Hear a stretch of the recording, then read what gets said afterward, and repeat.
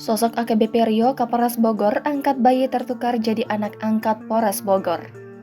Mengenal sosok Kapolres Bogor, AKBP Rio Wahyu Anggoro umumkan hasil tes DNA bayi tertukar di Bogor.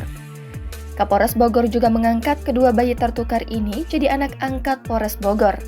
Melansir dari Tribun Newswiki, AKBP Rio Wahyu Anggoro adalah seorang perwira menengah di dalam Kepolisian Negara Republik Indonesia. AKBP Rio memiliki istri yang bernama Nyonya Desi Rio Wahyu dan menganut agama Islam. Nama lengkapnya adalah AKBP Rio Wahyu Anggoro, Sarjana Hukum, Sarjana Ilmu Kepolisian. Diketahui AKBP Rio Wahyu Anggoro yang alumni Akpol 2003. Karir AKBP Rio sudah cukup malang melintang di dalam kepolisian tanah air.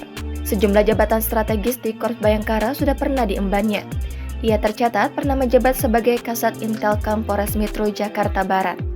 Setelah itu pada Januari 2023, AKBP Rio Wahyu Anggoro diangkat menjadi Kapolres Garut selama 6 bulan. Kala itu, Rio menggantikan posisi AKBP Wirdanto Hadicaksono. Belum genap setahun menjabat Kapolres Bogor, AKBP Rio Wahyu Anggoro menduduki jabatan Kapolres Bogor.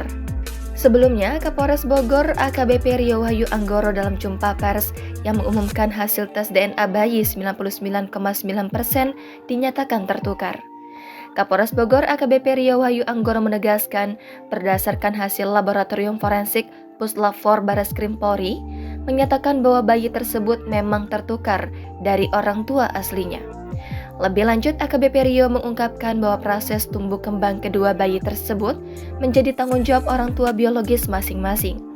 Ia juga menambahkan atas izin Kapolda Jawa Barat, dua bayi juga diputuskan jadi anak angkat Polres Bogor.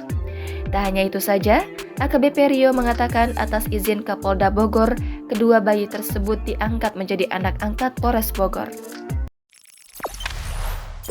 Jangan lupa subscribe, share, komen, dan like ya.